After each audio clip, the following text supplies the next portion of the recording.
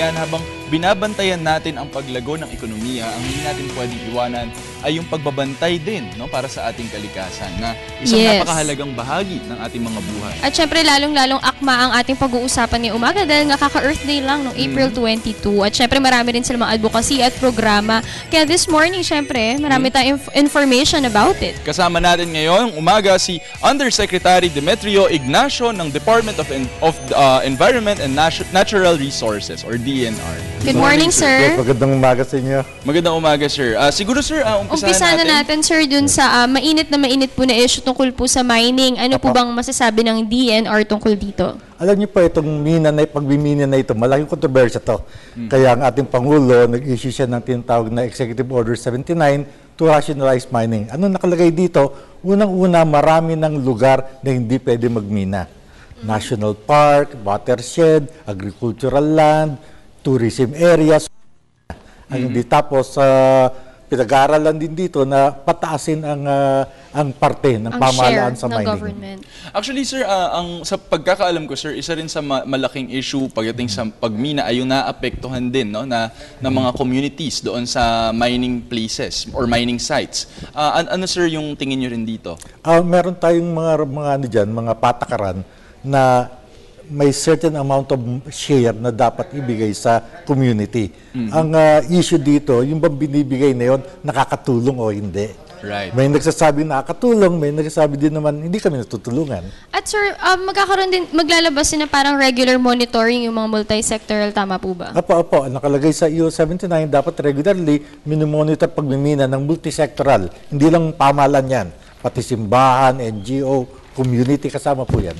Kasama ang civil society. Kasama sir, po civil society dyan. Bukod pa, sir, sa pagmimina, isa ring malaking tanong tungkol sa ating resources ay ang illegal logging, no? At reforestation efforts naman, no, na meron ang ating gobyerno ngayon. What are the reforestation efforts, sir, na ginagawa ngayon ng DNR? Una-una po, ang Pangulo natin naglunsad ng National Green Program. Ito pong pinakamalaking reforestation sa kasaysayan natin. Sa 6 years, magtatanim po tayo ng 1.2 bilyong puno sa 1.2 bilyong hektarya. Sa ngayon po, 166 million na ang nagtatanim natin. So, 1.5 billion trees. In Tapos 1.5 ngayon, million hectares. 166 million na ang naitatanim nila. Matatapos kaya ito, sir, in 6 years? By 2016, 1.5 billion yan. Okay. Garantisado yan. Alright. So, speaking of mga puno, syempre pumunta naman tayo dun sa isang medyo kaaway ng mga puno at ng kalikasan. Ito yung mga plastic bags kung tawagin. So, sir, tanong lang po namin, tingin niyo po ba mas nakaganda o yung mga proyekto ng bawat lungsod na gamitin na lang nila ang mga parang paper plastic bags? Totoo yan. Regulating the use of plastic sa mga pamimili, sa mga shopping mall, napakalaking bagay yan dahil malaking porsyento ng basura natin plastic. At ang plastic di natutunaw. Hapang-hapang buhay yan.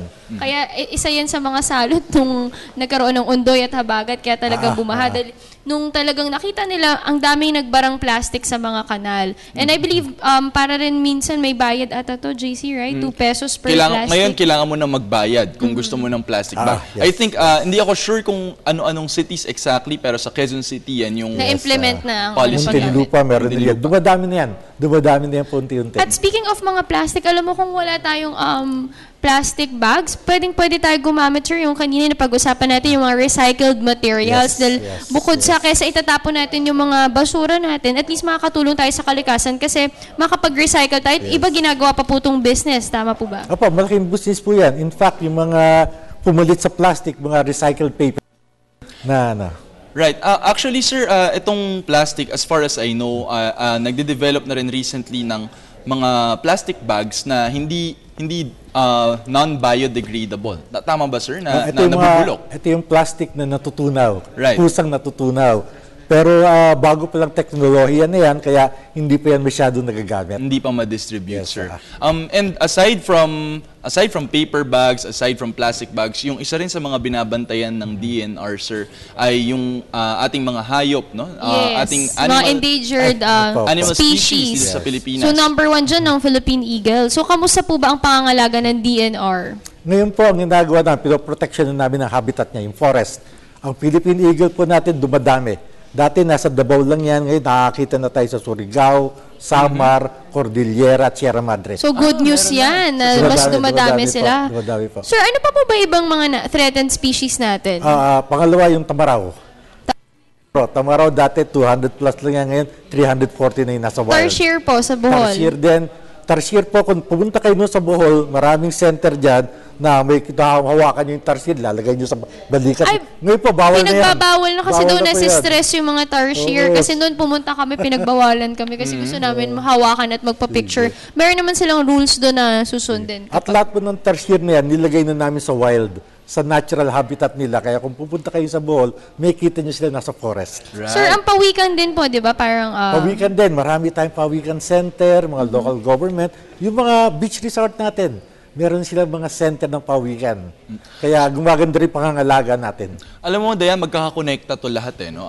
Particularly doon sa paggamit ng plastic bags o pagbawas ng plastic bags dahil nakakasira ito ng habitat din. Pati no? na rin ang recycled materials. Yes.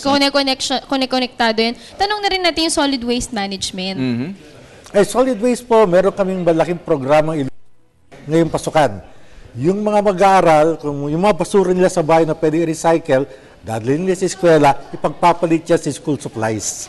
Okay. So sa Metro Manila muna ito, 1.9 million na mag-aaral ang kasama dito. So magdadala ka ng basura sa school, Ang tapos kapalit, papalitan supplies. ng notebooks, notebooks, ballpens. pencil, ballpen. So ano ito, mga papel, plastic, mga bote, pwede yung dalhin yan. So, alam mo, nakakatuwa yung programa nila, JC, kasi as early as yung mga bata, natututo na sila, madisiplina yung sarili nila na para matuto kung paano ba gawin ng solid waste management. At hindi lang yon, ang cute ng mga reward na makukuha nila. Right. Ngayon naman, sir, diretso tayo doon sa medyo mas controversial naman, no? At mas mainit na issue. Ito yung recently nagkaroon ng trahedya sa Tubataha Reef, no? Kung saan meron tumama na actually after nung US vessel Dayan, no, may sumunod, no, na Chinese vessel naman. So this is tumama sa Tubataha Reef.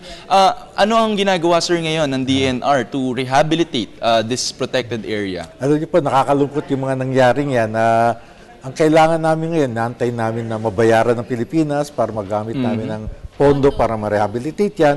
Hindi lang rehabilitation, pero mas maganda protection.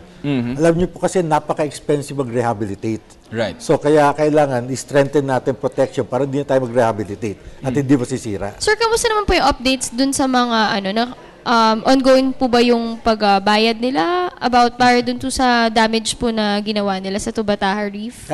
Yung US warship po, sa pagkaalam ko, hindi pa nagbabayad, pero may commitment naman po ang ating Estados Unidos na magbabayad sila. Pero yung China, sir, parang hindi masyadong Hindi nasisingil. magbabayad. Kasi ewan ko, pero yung US, Baka daw kasi mas konti yung damage. yung US kasi talagang siningil, Yes, no? yes, Talagang yes. we wanted to hold them accountable. Pero yung China, parang nun kalakas recently yung Hindi, pagtawag. pagbabayarin po natin yan, hindi pa lang tapos yung assessment. Hindi lang tapos pa kasi, Yes, sir, yung assessment. Apa. Okay. Punta naman tayo sa climate change. Alam naman natin na maugong din ang balita nun. Ano po ang mga aksyon na ginagawa ng DNR tungkol po dito? Climate change po ang kailangan natin dito, tinatawag natin adaptation. Makapag-adapt tayo sa climate change. At ang climate change, nararamdaman natin yan sa init ng panahon at yung mga malalakas na bagyo.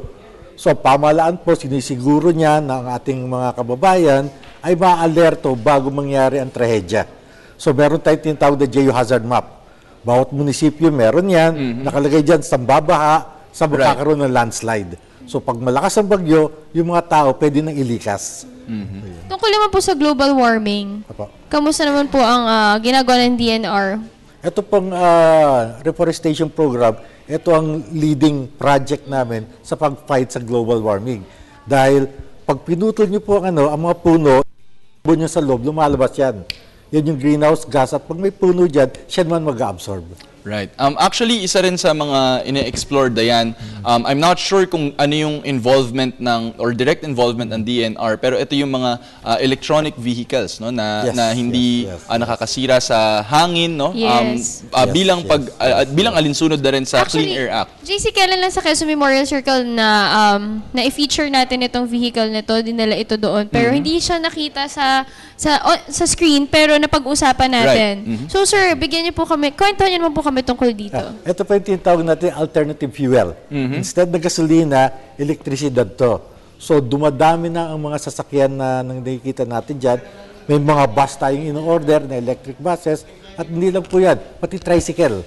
Pati tricycle. Pati tricycle po, magkakaroon na tayo ng electric tricycle. Actually, alam mo sir, kwento ko lang, no, JC, share ko lang before kasi na solar, yung Sinag Solar, na-interview ko sa dito kung saan gumagamit appliances na sa solar na sila umaasa. So, para to help save the environment din. At saka, na hindi makadamage sobra. Kasi alam mo, ilan sa atin sa sobrang modern na ng panahon natin, ilan na gumagamit ng aircon, ilan nakabukas sa electricity. Ang maganda pa doon, ang good news nila doon, kahit yung mga malalaking malls, establishments, kaya nila na solar paanda rin. at sobrang mura, no? So Yes. so hindi lang nakakaprotekta sa kalikasan, Nakaka-save wala din pang sa, gastos. sa kuryente. Oo, Nakaka-save sa nakaka-save kuryente. ka rin. At saka nakaka-save din sa gasolina, no? Para naman sa ating electronic vehicles. Kasi libre ang source niya aral. Right. Sir, do you have any projects po or ang DNR para po mas lalo pa mapaigting ang public awareness tungkol po sa mga pangangalaga sa kalikasan? Kami po ang talagang tinusulong namin ngayon pagtatanim. May bagong batas yung Arbor Day Law na bawat mamamayan dapat nagtatanim every year. At yan ay ina-encourage namin para lumago ang ating kagubatan. Meron palang batas, no? Nagtatanim. Ano yung requirements na to, sir?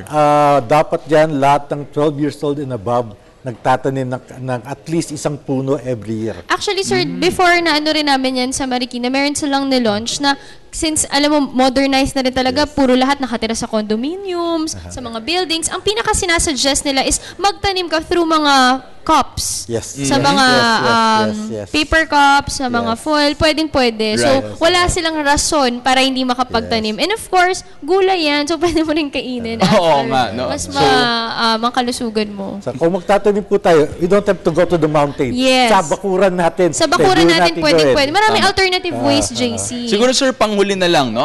Merong nakabinbin pero hindi na ipasang batas sa Kongreso kamakailan lang. Ito ang National Land Use Bill. Ano yung tingin dito, sir, ng DNR? Suportado nyo ba ang Yes. bill na ito? Priority po ito natin, Pangulo. Priority po namin yan. Malaking magagawa natin ayusan ng ating kalikasan.